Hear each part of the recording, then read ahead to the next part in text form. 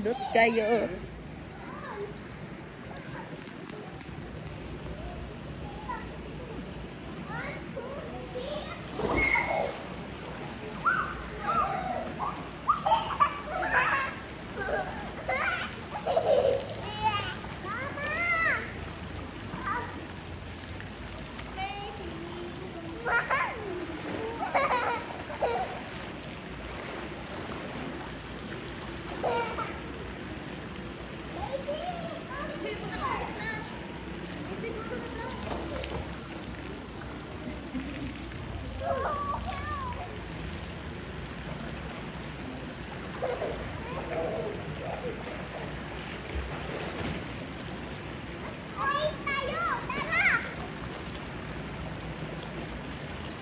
Pag nalubog ka na, wala na yung laban. Ha? Nakalubog ka na. Pero pag umahon ka na, yari ka na.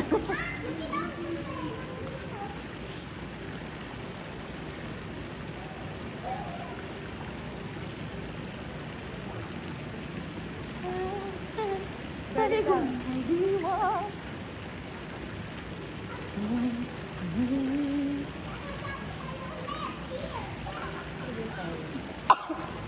Kaya na. Beeko yung...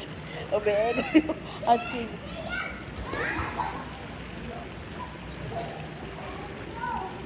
Very pretty. Gagawin natin. Picture. Ayos yun ba?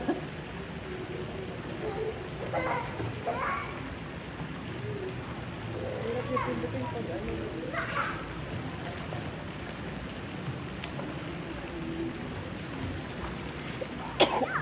Parang nagpaparapos na yung ano. Sipon.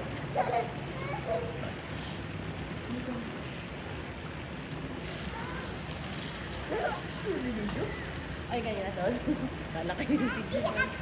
Go! Ano ba? Ihidog siya. Ito siya ihidog. Diyan na. Diyan ka na. Macy! Just leave it. Oh. It's okay. Dito na lang siya. Macy, come here. Macy, come here. Macy! Takutin ha?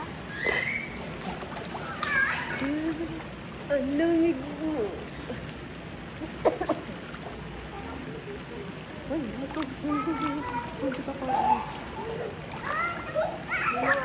Lima, insect. Itim. Ah. Is it cold? Is it cold?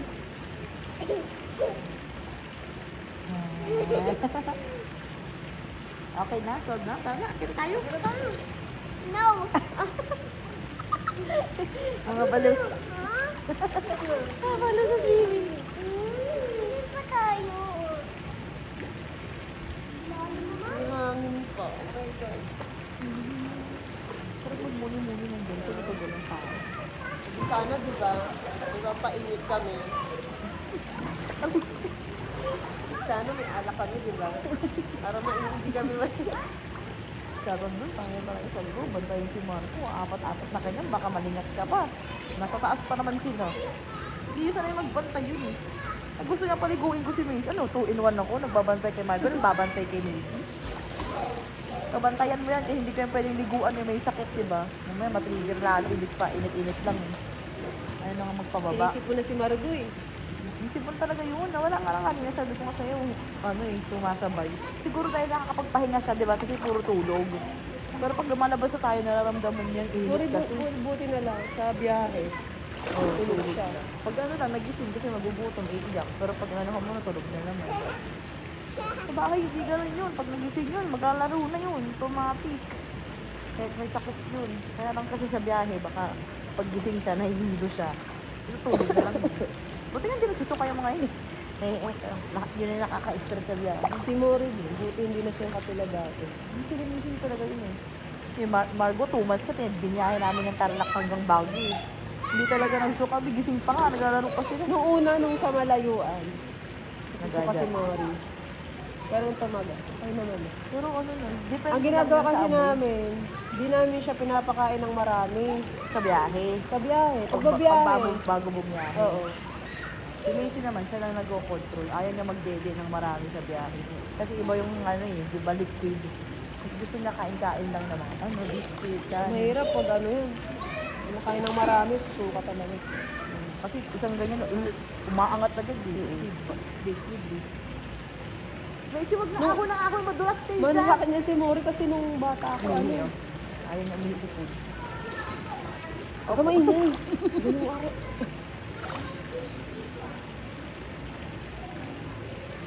Tapos na, tanda na yan. 1, 2. Ganyan yung pinagsasabi. Sabi ko, sige, ka na dyan. Kaya lang naman, mamaya, lalagyan na rin na ulit na nila na almond ng chlorine. Kaya na, may talaga akong makapagsigilan niya. Daming nilalagay dito sa pool eh, chlorine. Tapos yung, ano ba yung may chemical yung para hindi tirahan ng insekto? Meron po eh. Yung hindi tirahan ng mga kitikiti. Oo. Hindi pa mahaya ng kitikiti. Pero meron yun, nakaano yun eh. Kahoy yan, hindi yan sa mga puno-puno. Hindi ba, May insekto din. may nakasetting sa kanila. Ayun eh. Ah, kala ko yung mga insekto na yung uusapan natin. Ayun na meron. Oo, pero confident yun, no? Ano dito, red doors, yung mga pinto dito. Red doors. Parang masarap yung bumalik dito, in case na bumalik ka na dito, no? Kaya lang, malayo kay malayo ka lang nangyari. Ang gano'n nga, 3 hours, no? Away dito.